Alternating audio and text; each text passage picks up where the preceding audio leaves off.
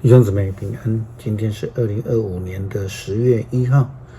今天的经文是诗篇62篇，何西阿书12章第2节到14节，马太福音19章16节到22节。今天要跟大家分享的主题是主喜悦的事。上帝喜欢人们遵从他的旨意，跟随他的教宗，学习上帝的特质，就如同弥迦书所提到的，行公义，好怜悯，存谦卑的心，与上主同行。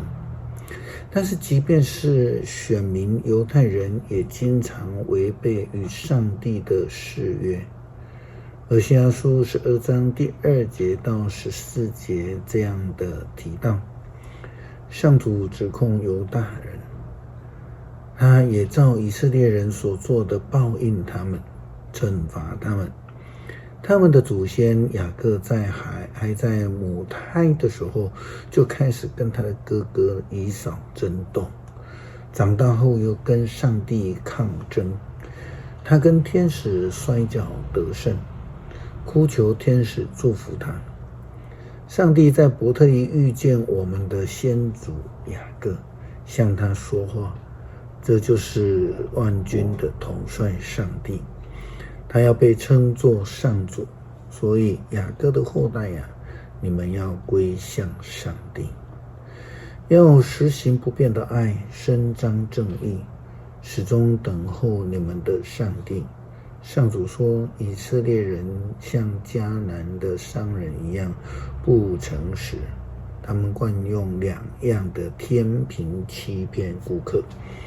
他们说，我们有钱，我们发了财了，没有人敢指控我们发横财。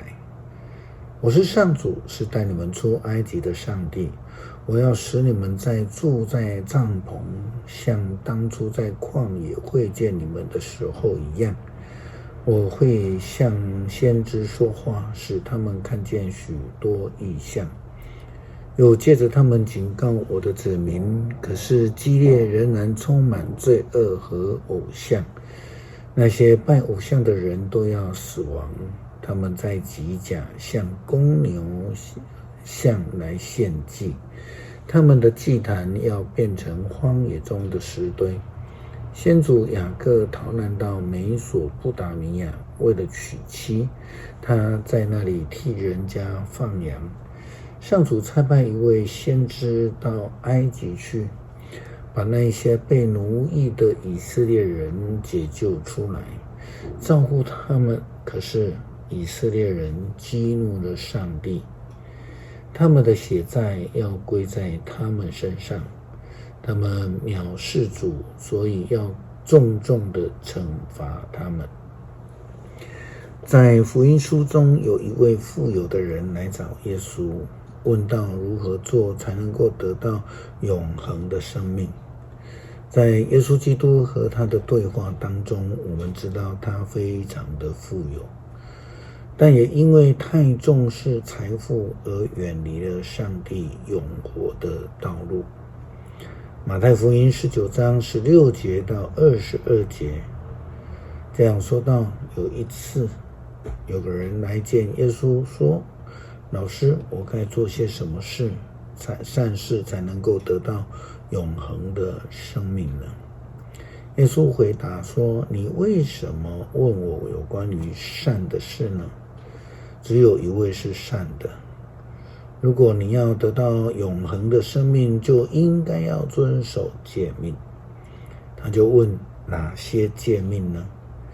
耶稣说，不可杀人，不可奸淫，不可偷盗，不可作假见证，要孝敬父母，要爱邻人，要爱自己，像爱自己一样。那青年回答，这一切诫命我都遵守了，还要做些什么事呢？耶稣说，如果你要达到更完全的地步，去卖掉你所有的产业，把钱捐给穷人，你就会有财富积存在天上，然后来跟从我。那青年一听这话，就垂头丧气地走了，因为他非常富有。耶稣基督明白地告诉这一位富有的年轻人说，上帝所喜欢的事情。但最后他仍然去皱着眉头呢离开了，因为他心中的财富胜过上帝的喜悦。基督徒要以真诚的心来回应上帝，要活出上帝所喜悦的生命。诗篇62篇，我安静等候上帝，他是我的拯救者，只有他保护我，拯救我，他是我的堡垒，我不至于惨败。你们攻击一个人要到几时？他不过像一堵倾斜的墙，将倒的犁。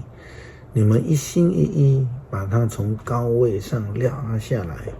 你们喜欢撒谎，你们口说祝福的话，心里却咒诅他。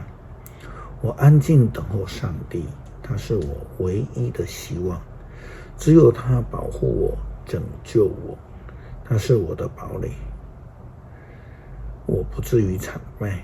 我的拯救和光荣都在上帝，他是我坚固的堡垒，是我的避难所。我的子民啊，你们要时常信靠上帝，你们要向他倾吐心意，因为他是我们的避难所。贫贱的人不过是像一口气，富贵的人也都是虚幻，把他们放在天平上毫无重量，比一口气息还要轻。你们不要倚仗暴力，不要幻想靠抢劫发财，纵使财富增加，也不要依靠他们。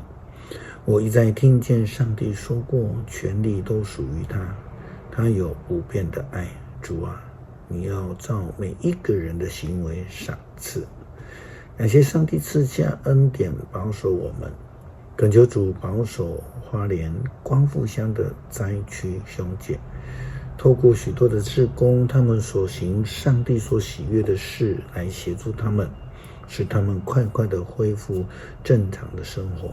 祷告奉主耶稣基督圣名求，阿们。